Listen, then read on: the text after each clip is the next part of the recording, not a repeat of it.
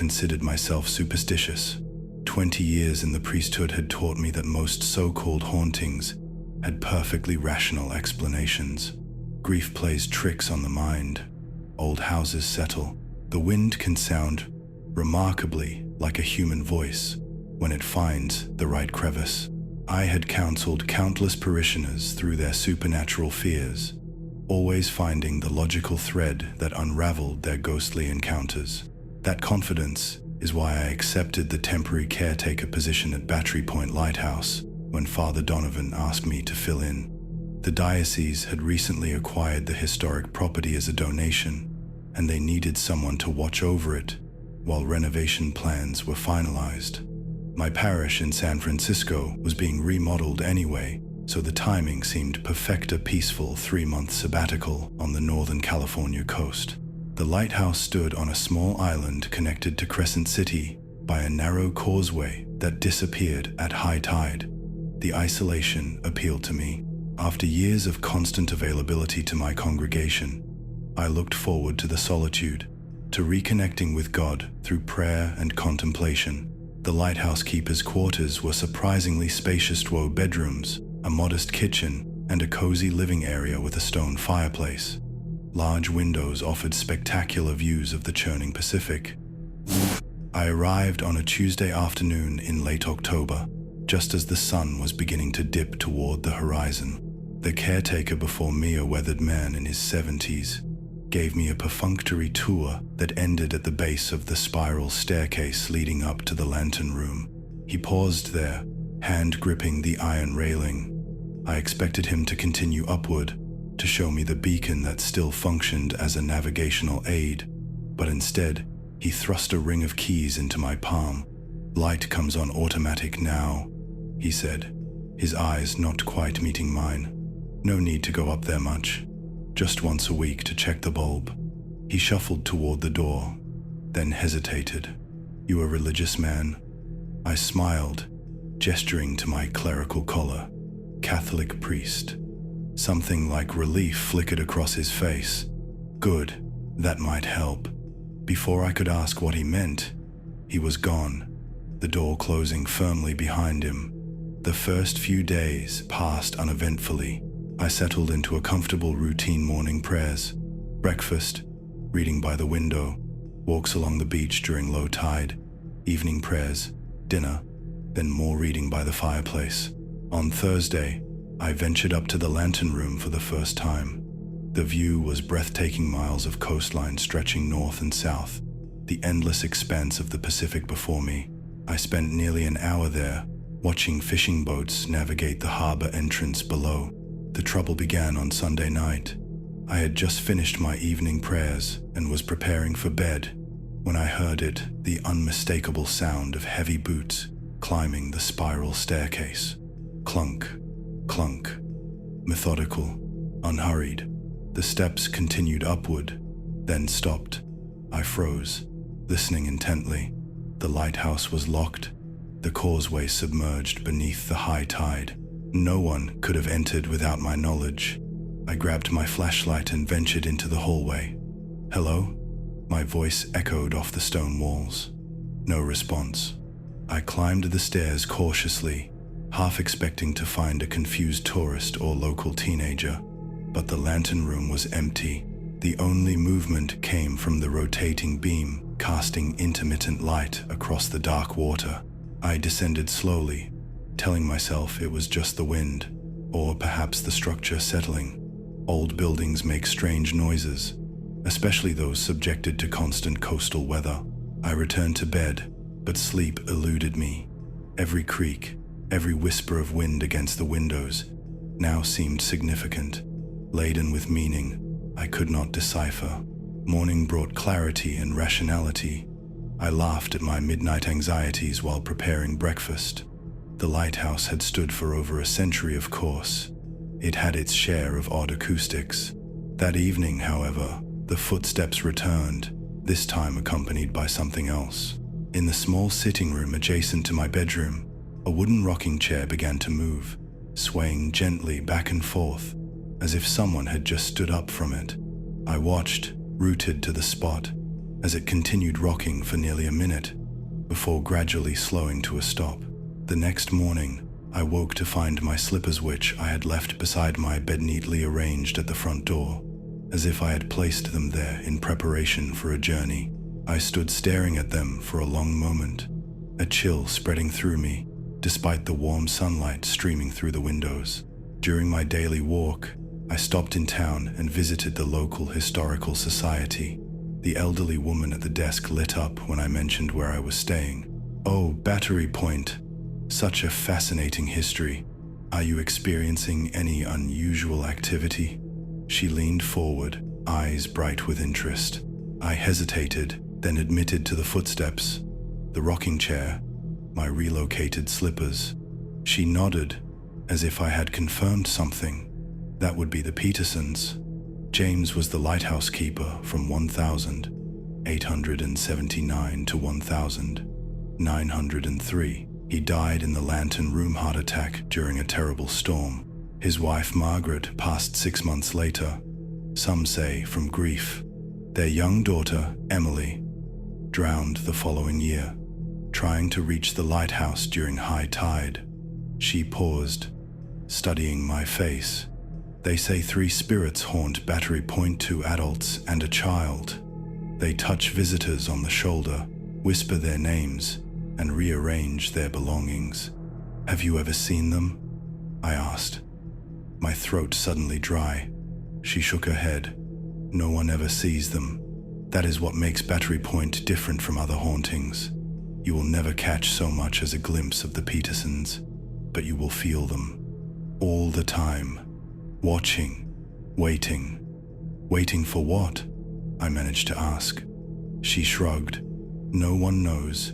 Perhaps for someone to acknowledge them, or perhaps for something else entirely."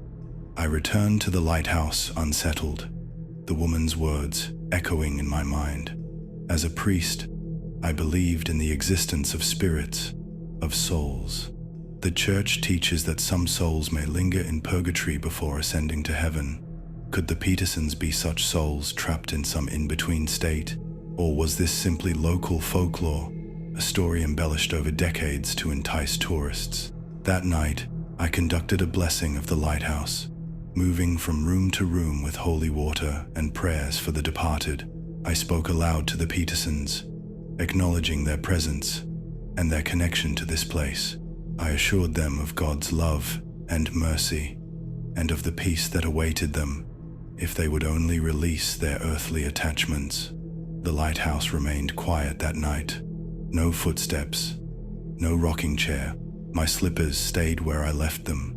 I began to think my blessing had worked, that whatever presence inhabited the lighthouse had moved on. 3 peaceful days passed. On the 4th night, I awoke to the sound of a child laughing. It came from just outside my bedroom door, a bright, innocent sound that nevertheless sent ice through my veins. I sat up, listening as small footsteps pattered down the hallway, followed by the heavier tread I had heard before. I did not investigate. Instead, I prayed, clutching my rosary beads until my fingers ached. The next morning, I found 3 seashells arranged in a perfect triangle on the kitchen tableau, a large one, a medium one, and a tiny, delicate pink shell, no bigger than my thumbnail. I have been at Battery Point Lighthouse for 73 days now. The diocese called last week, asking if I would consider extending my stay for another 3 months, as the renovation plans have been delayed. I agreed without hesitation. I tell myself it is because I have grown to love the solitude, the rhythm of the tides, the breathtaking sunsets. But the truth is more complicated. Every night now, I hear the Petersons moving through the lighthouse. James climbs to the lantern room, checking the light as he did for 24 years. Margaret rocks in her chair, sometimes humming a melody I cannot quite place. Little Emily laughs and plays, her footsteps light and quick. They rearrange my belongings, nothing significant, just small adjustments that let me know they are there. Sometimes, when I am reading or praying, I feel a hand on my shoulder, a gentle pressure that disappears when I turn around.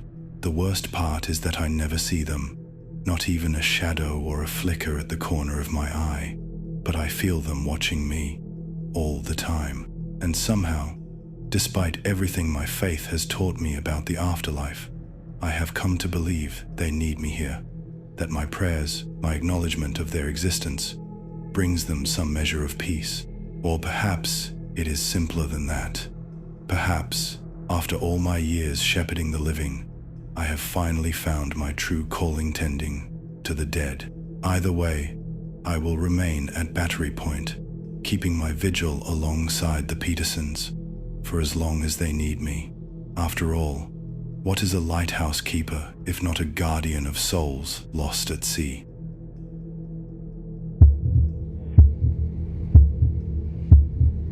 I never should have taken that assignment. The diocese assured me it was routine, just a blessing for the newly renovated Southeast Lighthouse on Block Island. But there was nothing routine about what happened that night. Nothing holy either. They warned me not to stay overnight. The caretaker, an old man with weathered hands and eyes that never quite met mine, mumbled something about the place being inhospitable after dark. The locals exchanged knowing glances when I mentioned my plans to spend the night in the lighthouse keeper's quarters. I dismissed their concerns as island superstition. After all, I had performed exorcisms and blessings in places far more sinister than a picturesque lighthouse on the Atlantic coast. What could possibly be waiting for me in that stone tower, with its sweeping views and freshly painted walls? I know now. God help me. I know. The afternoon was pleasant enough. I blessed each room, working my way up the spiral staircase, feeling the weight of my collar against my neck as I climbed. The air grew thinner near the top, where the massive lens cast prisms of light across the floor. I remember thinking how beautiful it was, the way the sunlight fragmented into rainbows, dancing across the whitewashed walls. The ocean stretched endlessly below, waves crashing against the cliffs in a rhythmic sermon. I felt at peace there, watching the sunset paint the sky in shades of amber and violet. If only I had left before the colors faded to black. Night fell quickly over Block Island. The wind picked up, howling through the cracks in the window frames like lost souls begging for salvation. I had set up in the keeper's quarters, a small but comfortable room with a narrow bed, desk, and chair. My prayer book lay open beside me as I prepared for evening devotions. The first sign that something was wrong came when the candle I had lit extinguished itself, despite there being no draft. I relit it, attributing the occurrence to nothing more than a pocket of air. Then it happened again and again. After the third time, I gave up and switched to the electric lamp instead. That was when I noticed the temperature had dropped dramatically. My breath clouded before me. Despite it being a mild September evening, I was midway through my prayers when I heard a soft weeping coming from somewhere above me. The sound was unmistakably female, a gentle sobbing that pierced through the howling wind. Perhaps someone had entered the lighthouse, a tourist who had not realized it was closed for the evening. I gathered my Bible and climbed the stairs toward the source of the crying. Each step I took, the sobbing grew louder, more desperate. I called out several times, offering assistance, but received no reply, except that heartbreaking sound of grief. When I reached the lantern room, the crying stopped abruptly. The room was empty, moonlight streaming through the glass panels, casting long shadows across the floor. I was alone, or so I thought. As I turned to descend, the heavy metal door slammed shut, with such force that the entire structure seemed to vibrate. The handle would not turn, no matter how hard I pulled. I was trapped in the lantern room, with nothing but my Bible and the cold, unforgiving night pressing against the glass. Then the lantern began to rotate of its own accord, though the mechanism had been disabled during the renovation. Light swept across the ocean in broad strokes, and in its beam, I could see a figure standing on the balcony outside, a woman in a white dress. her long hair whipping wildly in the wind. Her back was to me, her hands gripping the railing so tightly I feared she might jump. I tapped on the glass, trying to get her attention, concerned for her safety so high up in the gale force winds. She turned, and I felt my blood freeze in my veins. Her face was beautiful but twisted in hatred, her eyes empty sockets that somehow still managed to fix directly on me. Where her throat should have been was a ragged wound, dark with centuries-old blood, that still looked wet in the moonlight. She smiled, revealing teeth filed to points, and pressed her hand against the glass. The window frosted instantly under her touch, ice crystals spreading in delicate patterns across the surface. I stumbled backward, clutching my Bible so tightly my knuckles turned white. My prayers came automatically, words of protection and banishment that had served me well in the past, but they had no effect on her. If anything, they seemed to amuse her. The bed in the corner of the lantern room, a cot used by keepers during long shifts, suddenly lifted from the floor, hovering several feet in the air before crashing down with enough force to splinter the frame. I scrambled toward the door again, pulling with all my strength, but it remained sealed. That was when she spoke, her voice somehow inside my head, rather than passing through the air between us. They all try to leave, just like he did, after what he did to me, after he pushed me from this very spot and watched me break upon the rocks below, after he told everyone I had slipped, after he took another wife not 3 months later. Asterisk. I understood then. The story had not been in any of the historical materials provided by the renovation committee. According to official records, the lighthouse had operated without incident since its construction in 1875. But there are some stains that no amount of whitewash can cover, some sins that echo through time, gaining strength rather than fading. I was not the first man of the cloth to encounter her. I learned later that a priest had blessed the lighthouse in 1897 after reports of strange occurrences and had been found the next morning on the rocks below, his body broken but his face frozen in an expression of absolute terror. She moved through the glass as if it were not there, her form wavering like heat over asphalt. The temperature plummeted further, and I could see ice forming on the inside of the windows. My prayers became more desperate, no longer formal recitations but raw pleas for divine intervention. She circled me, her feet never quite touching the floor, the wound in her neck glistening obscenely in the rotating light of the lantern. When she finally spoke again, her words dripped with venom. He was supposed to protect me, to love me, to honor me, just as you promised to your flock, just as you all promise. And yet, asterisk, I do not remember how I escaped that room, or how I survived until dawn. I have flashes of memory, a face inches from mine, the smell of salt water and decay, the sensation of frigid hands closing around my throat. I remember reciting every prayer I knew, until my voice gave out and I could only mouth the words. I remember the lantern light growing brighter and brighter until it was blinding, her screams of rage as the first light of dawn broke over the horizon. And I remember falling, though whether from the top of the lighthouse or simply to my knees, I cannot say. They found me the next morning, curled into a ball in the lantern room, my Bible clutched to my chest, my hair turned completely white.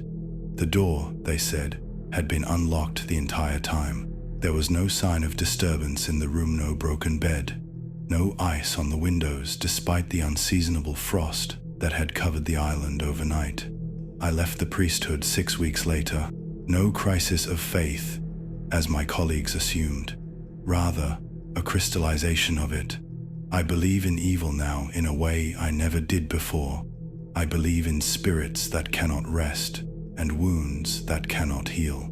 And on moonless nights, when the wind howls just right, I can still hear her weeping, still feel her cold hands around my throat.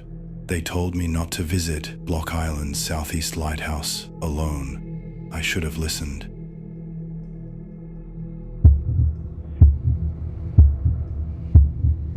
still hear it sometimes, that haunting melody floating through the darkness when I should be sleeping. A simple tune, played with melancholic precision that sends ice through my veins. They say time heals all wounds, but some horrors leave scars too deep to fade. Even now, 3 years after my visit to Seguin Island Lighthouse, that piano music follows me everywhere. As a priest for 26 years, I have encountered many troubled souls seeking guidance through the darkness of their lives. I have performed exorcisms in houses where the walls seem to breathe with malevolence. I have sat beside the dying as they whispered of shadowy figures waiting at the edge of their vision. But nothing in my extensive theological training or pastoral experience prepared me for what awaited me on that remote island off the coast of Maine. The diocesan office had received an unusual request from the Maine Maritime Museum. They needed a blessing for the recently restored Seguin Island Lighthouse historic structure, commissioned by George Washington himself in 1795. The lighthouse had a troubled history, and the museum staff hoped a proper blessing might put to rest the unsettling phenomena reported by visitors and caretakers over the years. As the senior priest with experience in such matters, I was selected for this peculiar assignment. I remember the journey clearly, the small boat cutting through the fog-laden waters, the distant wail of foghorns, and the lighthouse gradually materializing from the mist like a phantom sentinel. The lighthouse keeper, a weathered man named Morgan with eyes that had seen too much, met me at the dock. His handshake was firm, but I noticed how his gaze never quite met mine. "Father Callahan, thank you for coming," he said, helping me with my bag. "The museum folks think this is all superstition, but those of us who have spent nights here know better." His voice dropped to a near whisper. "There are things in this lighthouse that no restoration can fix." The structure itself was magnificent, a testament to early American craftsmanship, with its spiral staircase and gleaming Fresnel lens.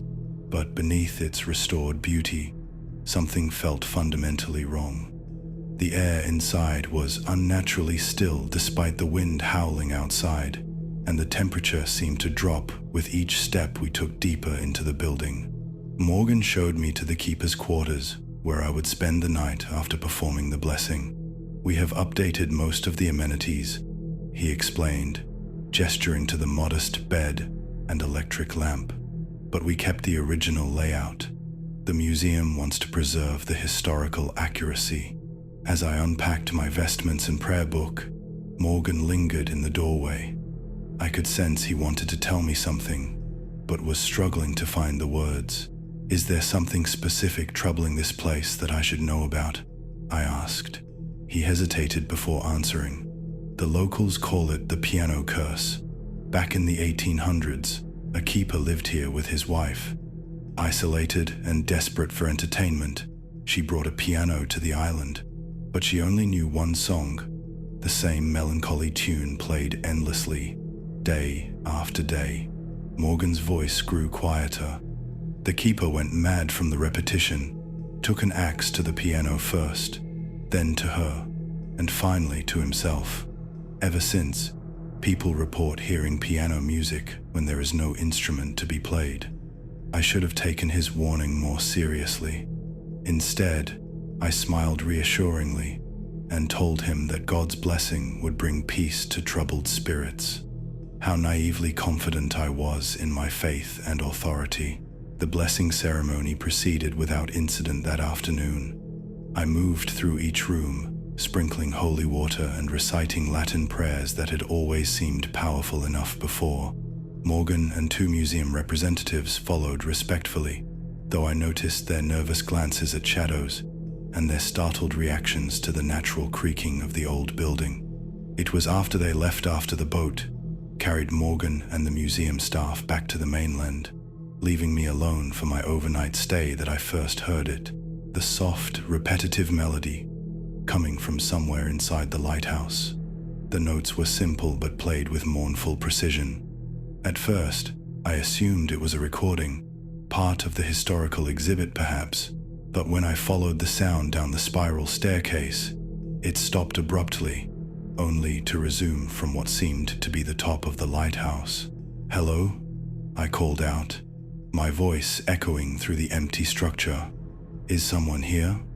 No response came except for the resumption of that melancholy tune, now seemingly coming from the keeper's quarters where I had left my belongings. My heart pounded as I climbed back up, clutching my prayer book tightly.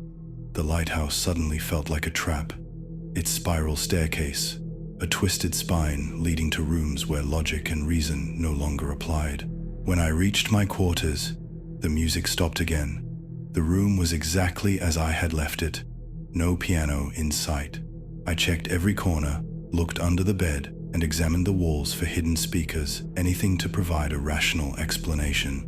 Finding nothing, I sat heavily on the edge of the bed, the weight of isolation pressing down on me. Outside, the fog had thickened, and darkness was falling. The lighthouse beam cut through automatically every few seconds, sending brief illumination through the windows before returning the room to shadow. In those flashes of light, I could have sworn I saw movement at the edges of my vision, a figure in old-fashioned oilskins, perhaps, or the silhouette of a woman. I tried to pray, but the words felt hollow in that place. Then the music started again, louder this time, the simple melody repeating with mechanical precision. It seemed to come from directly beneath my feet, as though an invisible pianist sat in the very center of the room. "What do you want?" I whispered, abandoning pretense. "How can I help you find peace?" The music stopped instantly. The silence that followed was worse, somehow expectant and heavy. Then I heard it, the slow, deliberate sound of footsteps climbing the stairs toward my room. Heavy footsteps, like someone carrying a great weight. I moved to lock my door, but found the key missing from where I had placed it on the nightstand. The footsteps grew closer, accompanied now by the sound of something heavy being dragged. My theological training told me to pray, to call upon divine protection, but my instincts screamed at me to hide. Before I could do either, the temperature in the room plummeted. My breath came out in visible puffs, and frost began forming on the inside of the windows. The footsteps stopped just outside my door. Then a voice, raspy and distant, like someone speaking through water, whispered from the other side. "She will not stop playing. Make her stop playing." The doorknob turned slowly. I backed away until I hit the wall, clutching my cross so tightly that it cut into my palm. The door swung open to reveal not a solid figure, but something like a tear, in reality a man-shaped absence, where the world seemed to fold inward. In one insubstantial hand, he appeared to be dragging an axe, its blade catching the beam of the lighthouse light with each rotation.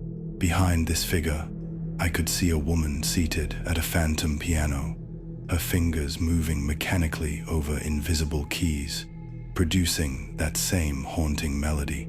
Her face was turned away from me, but I could see that the back of her head was misshapen, caved in. I did what any man-priest or not would do when confronted with the impossible. I ran, past the figures, down the spiral staircase, stumbling and catching myself on the railings. The music followed me, growing louder with each step. At the bottom, I yanked open the door to the outside, only to find solid fog so thick it might as well have been a wall. Trapped between the horrors inside and the impossible barrier outside, I collapsed to my knees and began to pray more fervently than I ever had before. The Latin words poured from me not as a ritual but as a desperate plea. As I prayed, the music gradually faded, and the oppressive cold began to lift. I spent the rest of that night huddled in the lighthouse entrance, afraid to go back up, unable to leave. When morning finally came and the fog lifted, I fled that island without looking back, my faith shaken to its core. 3 years have passed since then. I still serve as a priest, though I declined further blessing requests for historical sites. I told the diocese the lighthouse required more specialized attention, perhaps even a formal exorcism by someone with greater authority than myself. But here is the true horror that keeps me awake at night. Sometimes, in the quiet hours before dawn, I hear that same piano melody playing faintly in my home. And twice now, I have been awakened by an old man in oilskins standing beside my bed, his face a shadowy void, leaning down to whisper in my ear, "Do not take the furniture." The morning after his second visit, I learned that a ship had sunk off the Maine coast, a cargo vessel carrying antique furnishings from a maritime museum. I do not know if what followed me from Seguin Island is a ghost, a demon, or something else entirely. All I know is that some places hold darkness too deep for blessings to reach, and some melodies, once heard, never truly stop playing. So if you ever visit that lighthouse off the coast of Maine, and you hear piano music where no piano should be, do not follow the sound. Do not acknowledge it at all. And whatever you do not try to make it stop.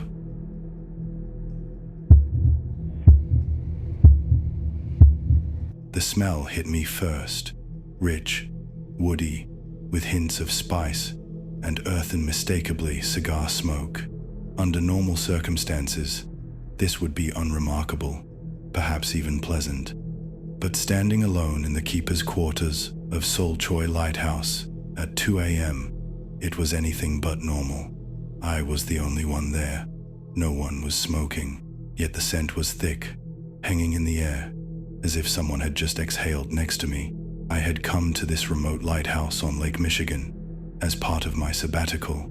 After 15 years of priesthood in Detroit's busiest parish, dealing with everything from drug addiction to domestic violence, I thought I had seen the darkest sides of humanity. I believed that true evil existed in the actions of people, not in supernatural entities. My faith had always been strong, but it was grounded in the tangible, helping real people with real problems. When my bishop suggested I take time for spiritual renewal at this historic lighthouse in Michigan's Upper Peninsula, I welcomed the solitude. The caretaker had mentioned something about the place being haunted, but I had dismissed it with a polite smile. In my experience, most haunted places were simply old buildings with creaky floors and overactive imaginations. The caretaker, a weathered man named Carl, with hands like tree bark and eyes that had seen decades of Lake Michigan storms, had given me a brief history as he handed over the keys. Captain Joseph Willie Townsend, a former keeper, had died of tuberculosis in the lighthouse in 1910. His body had been stored in the basement through the winter months when the ground was too frozen for burial. Ever since, there had been reports of strange occurrences silverware moving on its own, footprints appearing in fresh snow when no one had been outside, and visitors claiming to see a face watching them from the tower windows. Carl mentioned, almost casually, that the captain had been fond of cigars. I remember nodding, thinking it was all part of the local law designed to add mystique to tourist visits. Now, as the cigar smoke filled my nostrils, those dismissive thoughts seemed naive. I reached for the small wooden cross I kept in my pocket, a habit from my early days of ministry, when I would clutch it during difficult confessions. The lighthouse keeper's quarters were simple: a small bedroom, a modest kitchen, and a sitting area with windows facing the lake. The tower itself rose adjacent to the living space, accessible through a door that led to the spiraling staircase up to the light. I had spent the day exploring the property, reading, and praying in the peaceful setting. After a simple dinner, I had gone to bed early, lulled by the rhythmic sound of waves against the shore. The smoke had awakened me, seeping under my bedroom door and filling the small space with its presence. As I stood now in the kitchen, the digital clock on the microwave cast an eerie green glow over the room, and then I heard footsteps on the stairs leading up to the tower. Slow, deliberate, with the distinct sound of hard-soled shoes on metal steps. My rational mind searched for explanations. Perhaps another caretaker I had not been told about. Maybe an intruder seeking shelter from the cool September night. But the main door had been locked, its key still on the hook where I had left it. I am not a coward by nature. Years of midnight calls to hospital bedsides and crisis interventions had taught me to face fear directly. So I moved toward the tower door, the wooden floor cold beneath my bare feet. The door was slightly ajar, though I distinctly remembered closing it before going to bed. As I pushed it open, the smell of cigar smoke grew stronger, almost overwhelming. The spiral staircase stretched upward, disappearing into darkness, beyond the reach of the dim safety lights that remained on at night. "Look up, Father." The voice seemed to come from everywhere and nowhere at once, not audible in the traditional sense, but present in my mind as clearly as if someone had spoken directly into my ear.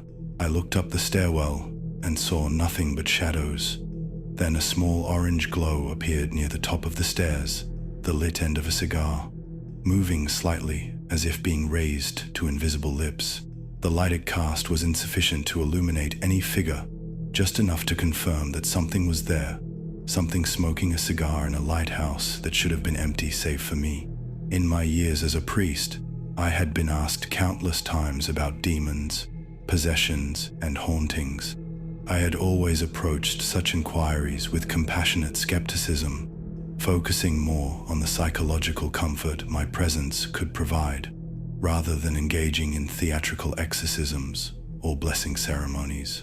I believed most supernatural encounters had rational explanations, psychological projection, misunderstood natural phenomena, or the brain attempting to process trauma or stress. But now, faced with the glowing ember hovering in the darkness, those explanations felt hollow. I found myself climbing the stairs, drawn upward by something beyond curiosity. The metal was cold beneath my feet, each step echoing in the narrow space. The cigar glow remained at a constant distance, always just ahead, as if leading me to the top. The smell surrounded me, no longer just tobacco, but mixed with something medicinal that I later realized must have been reminiscent of the treatments used for tuberculosis in the early 1900s. As I reached the lantern room at the top, the circular space where the massive Fresnel lens projected its beam across the waters, the orange glow disappeared. The room was empty, illuminated only by the moonlight streaming through the glass panels and the rhythmic flash of the automated light that had long since replaced the original kerosene lamp. I stood there, my breath visible in the suddenly cold air, the Lake Michigan horizon stretching dark and infinite beyond the glass. A sense of presence filled the room, not threatening, but undeniably there. The hair on my arms stood on end, not from fear, but from the static electricity that seemed to permeate the space. And then I felt a pressure on my chest, gentle at first, then increasingly firm, as if invisible hands were pressing down. I gasped, struggling to breathe, my lungs burning with the effort. In that moment, I understood what Captain Townsend had experienced in his final days. The suffocation of tuberculosis slowly claiming him as he carried out his duties to the last. The pressure released as suddenly as it had begun, leaving me bent over, hands on my knees, drawing in deep breaths of the cold air. When I straightened and looked out through the glass panels to the keeper's house below, I saw a shadowy figure standing at my bedroom window, looking up at the tower, at me. The logical part of my brain insisted it was impossible I was the only living soul on the property. Yet there it stood, unmistakably human in shape but devoid of detail, as if carved from the darkness itself. I spent the remainder of the night in the lantern room, unwilling to return to the quarters below where the figure had been watching. I sat with my back against the cool metal of the lens housing, the cross clutched in my hand, reciting prayers that felt simultaneously powerful and inadequate.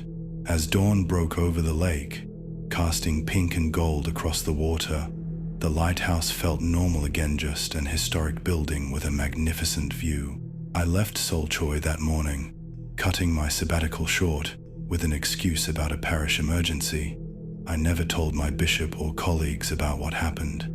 How could I, a man who had counseled others to seek rational explanations for seemingly supernatural events, admit that I had fled from a ghost? In the years since, I have researched Captain Townsend extensively. I learned that he was known for playing good-natured tricks on guests, that he took his responsibilities seriously, even as illness ravaged his body, and that his wife had reported seeing him at their bedroom window the night after his death. I still serve as a priest, still counsel those in need, and still believe in the power of faith to combat the darkness in human hearts. But when parishioners come to me now with stories of inexplicable experiences, I listen differently. I no longer offer quick dismissals or psychological explanations. Instead, I tell them that our world holds mysteries beyond our understanding, that sometimes the veil between this life and whatever comes after grows thin enough to allow brief connections. And occasionally, when alone in my church late at night, I catch the faint scent of cigar smoke drifting through the empty pews, and I know that some visitors travel much farther than others to attend my services.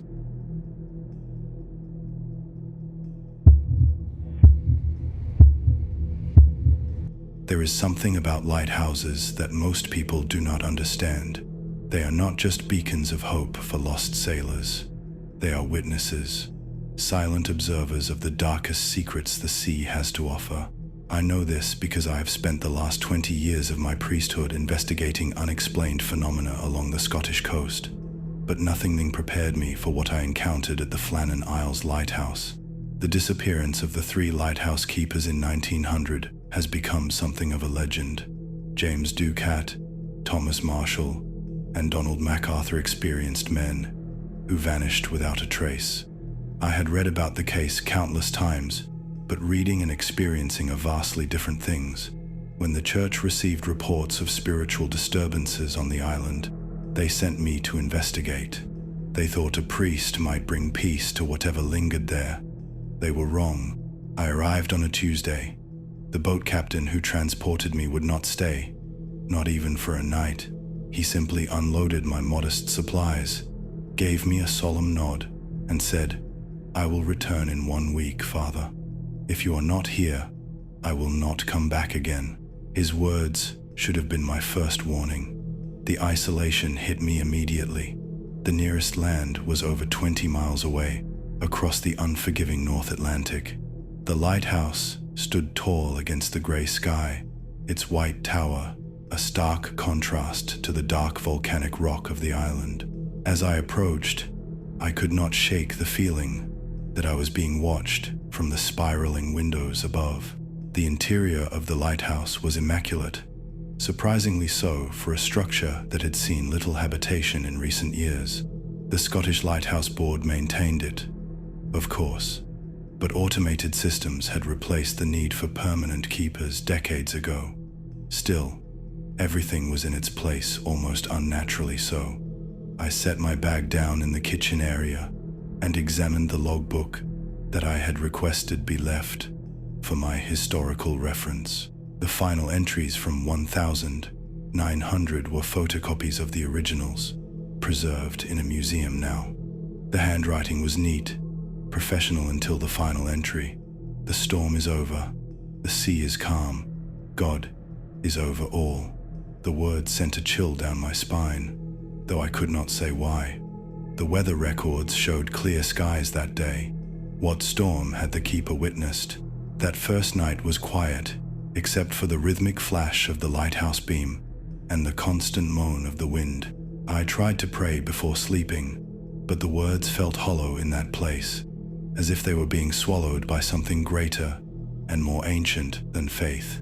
I woke at precisely 3:17 a.m., though I had no alarm. The air in my small bedroom felt dense, pressing against my chest like a physical weight. And there was a smell salt and rot and something metallic, like old coins.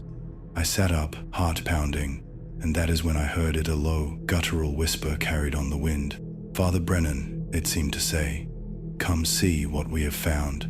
I convinced myself it was a dream, a manifestation of my anxieties about the investigation. But in the pale light of morning, I noticed something I had missed upon arrival: 3 oilskin coats hanging by the door. They were worn but well maintained, the kind of gear essential for lighthouse keepers in foul weather. According to the reports, when the relief crew had arrived in 1900, they had found the keepers' oilskins still hanging on their hooks. These could not be the same coats, I told myself.